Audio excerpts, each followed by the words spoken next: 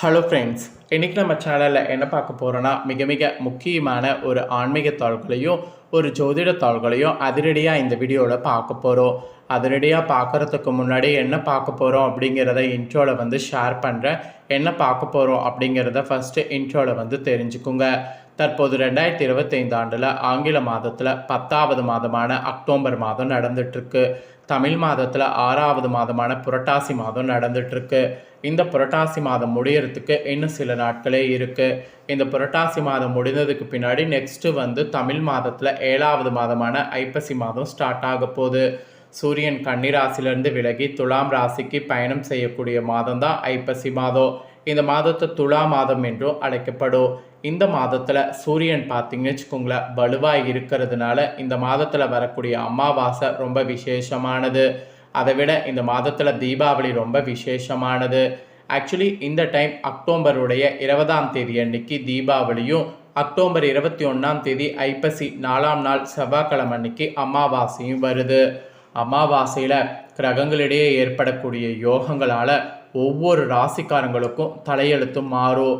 அப்படி மாறக்கூடிய தலையெழுத்தை அந்தந்த ராசிக்காரங்களும் தெரிஞ்சு பயனடையணுங்கிறதுனால ஒவ்வொரு ராசிக்கும் அமாவாசை பலனை ஷேர் பண்ணிட்டு வரேன்.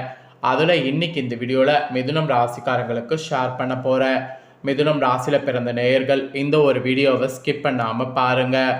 உங்களுக்கு இந்த அமாவாசை அதிர்ஷ்டமாக ஆபத்தா அப்படிங்கிறத தெரிஞ்சு அதற்கேற்ப நடந்து பலன் பெறுங்க. கிரகங்களால் தான் நம்ம லைஃப்பில் எல்லாமே நடக்குது. கிரகங்கள் சிறப்பாக எப்பயுமே அமாவாசை போன்ற டைமில் அமையும். இப்போ ஐப்பசி அமாவாசையில் கிரகங்கள் எப்படி சிறப்பாக அமைஞ்சிருக்கு, அதனால் உங்கள் ராசிக்கு என்ன பலன் கிடைக்கும் அப்படிங்கிறத தெளிவாக இந்த வீடியோவில் நான் சொல்கிறத தெரிஞ்சு அதற்கேற்ப நடந்து பயன்பெறுங்க. அக்டோபர் 21ஆம் தேதி கரெக்டாக ஐப்பசி 4ஆம் நாள் செவ்வாய்க்கிழமை அமாவாசை வருது. தீபாவளி அக்டோபர் 20, ஐப்பசி 3 திங்கட்கிழமை வருது. ஸோ தீபாவளிக்கு பிறகு அமாவாசை வருது. எப்பயுமே தீபாவளிக்கு முன்ன பின்ன தான் அமாவாசை வரும், இல்லைனா சில நாள் அமாவாசை தீபாவளி அன்னைக்கு வரும். இந்த டைம் பின்ன வருது. ஸோ அமாவாசை பின்ன வந்தாலும் அமாவாசை ரொம்ப சக்தி வாய்ந்த அமாவாசை. இந்த அமாவாசையில் சில பரிகாரங்கள் நாம் செய்யணும்.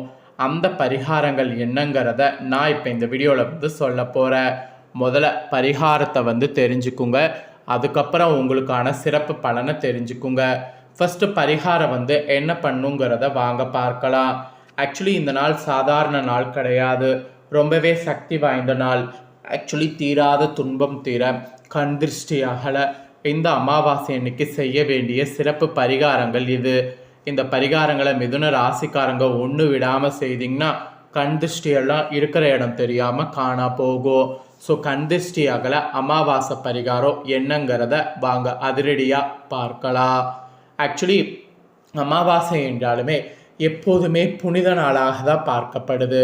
இந்த தினம் விரதம் இருந்து பூஜை செய்து முன்னோர்களை வணங்குவது என்பது ரொம்ப சிறப்பான ஒரு விஷயமாக பார்க்கப்படுது. அவ்வாறு ஐப்பசி மாதம் 4ஆம் தேதி செவ்வாய்க்கிழமை அமாவாசை தினம் தீபாவளிக்கு அடுத்த நாள் இந்த வருடம் வருகிறது. இந்த தினத்தில் சிறப்பு பரிகாரங்கள் செய்வதன் மூலம் பெரிய பெரிய தீராத கஷ்டங்கள் தீர்ந்து கடன் தொல்லைகள் அகன்று ஐஸ்வர்யம் பெருக சில எளிய பரிகாரங்கள் செய்வது நல்ல பலனை அளிக்கிறது. அவ்வாறு அமாவாசை செய்ய வேண்டிய ஒரு சில பரிகாரங்களை பற்றி தான் இந்த வீடியோவில் சொல்ல போகிறேன். அதை இந்த வீடியோவில் தெரிந்து கொள்ள போகிறோம்.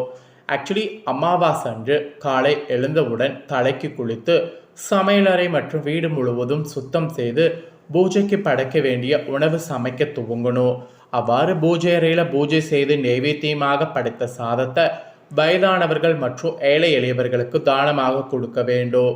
இவ்வாறு இந்த நாளில் செய்வதன் மூலம் நமது தோஷங்கள் அனைத்தும் தீர்ந்து தடைப்பட்டு கொண்டிருக்கக்கூடிய காரியங்கள் அனைத்தும் சிறப்போடு நடைபெற ஆரம்பிக்கும். பிறகு என்னன்னா, ஒரு சிவப்பு நிற துணியில் சிறிதளவு படிகாரம் மற்றும் சிறிய துண்டு வசம்பினை சேர்த்து மூட்டையாக கட்டி நிலைவாசல் படி அல்லது தொழில் செய்யக்கூடிய இடத்துல கட்டிவிட வேண்டும். இவ்வாறு செய்வதன் மூலம் கண் திருஷ்டி அகன்று பிணிகள் விலகி வியாபாரத்தில் நல்ல முன்னேற்றம் கிடைப்பதோடு வளமான வாழ்வு கிடைத்திடும். இந்த மூட்டையை 6 மாதத்திற்கு ஒரு முறை மாற்றி வைக்க வேண்டும். இதில் இருக்கக்கூடிய படிகாரம் மற்றும் வசம்ப ஓடக்கூடிய நீரில் அல்லது கால்படாத இடத்துல போட்டுவிட வேண்டும். அதுக்கப்புறம் பிறகு எலுமிச்சை பழத்தை எடுத்து 2ஆக அறுத்து அதில் மஞ்சள் மற்றும் குங்குமத்தை முழுவதுமாக பூசிவிட்டு வீட்டு வாசலில் வெளியே வலது பக்கமும் இடது பக்கமும் ஒன்றாக வைத்துவிட வேண்டும். இவ்வாறு செய்வதால் நமது வீட்டுக்குள்ள எதிர்மறை சக்திகள் உள்நுழைவதை தவிர்க்க முடியும். அடுத்ததாக மிகவும் முக்கியமாக காலை முதல் வேளையாக ஒரு சிறிய கிண்ணத்தில் அல்லது அகல் விளக்கில் உப்பு முழுவதுமாக நிறைத்து வைத்து கொள்ள வேண்டும். அதனை பூஜை அறையின் வடகிழக்கு மூலையில் வைத்து விட வேண்டும். அதன் பின் நாம் செய்ய வேண்டிய அமாவாசை பூஜைகள் அனைத்தும் முடிந்த பிறகு மாலை 6 மணிக்கு முன்னதாக அந்த உப்பின கைகளில் எடுத்துக்கொள்ள வேண்டும். பிறகு ஒரு சிறிய பாத்திரத்தில் தண்ணீர் எடுத்துக்கொண்டு பூஜை அறையின் முன் வைத்து கீழே அமர்ந்து கொண்டு கண்கள் மூடி குலதெய்வத்தை நினைத்து கொண்டு அந்த உப்பின வலது கையில் வைத்து கொண்டு எனது கஷ்டமெல்லாம் தீர வேண்டும், கண் திருஷ்டிகள் அகல வேண்டும், நோய் நொடி இல்லாத ஆரோக்கியமான வாழ்வு வேண்டும், தொழிலில் முன்னேற்ற வேண்டும், வளமான வாழ்வு வேண்டும் என வேண்டிக் கொண்டு உப்பை கொஞ்சம் கொஞ்சமாக தண்ணீரில் போட்டு கரைத்து விட வேண்டும். இவ்வாறு செய்வதால் இந்த உப்பு தண்ணீரில் கரைவது போல உங்களுடைய அனைத்து துன்பங்களும் கரைந்து சுகமான வாழ்வு கிடைத்திடும். இதுதான் பரிகாரத்துடைய நோக்கம். ஸோ இந்த அமாவாசையில் இந்த பரிகாரத்தை செய்ய மறக்காதீங்க. இப்போ உங்களுக்கான சிறப்பு பலன்களை சொல்ல போகிறேன். இந்த அமாவாசையில் உங்கள் ராசிக்கு சிறப்பு பலன் கிரகங்களால் என்ன கிடைக்கும் அப்படிங்கிறத வாங்க இப்போ இந்த வீடியோவில் பார்க்கலாம். மிதுன ராசி அன்பர்களே, வாய்ப்புகளை தேடுவதற்கு பதிலாக வாய்ப்பை உருவாக்கி கொள்ளக்கூடிய திறன் படைத்தவர்கள் நீங்கள். இந்த குணத்தோடு இருக்கக்கூடிய நீங்கள் இந்த அமாவாசையிலிருந்து அதை நிறைய பயன்படுத்துங்க. வாய்ப்புகள் உங்களுக்கு வரலனா என்ன, நீங்களே ஒரு வாய்ப்பை உருவாக்கி அதில் திறனை காட்டுங்க. இப்படி நீங்கள் செயல்பட்டிங்கன்னா சிறப்பு பலன்களாக உங்களுக்கு உத்தியோகத்தில் இதெல்லாம் நடக்கும்.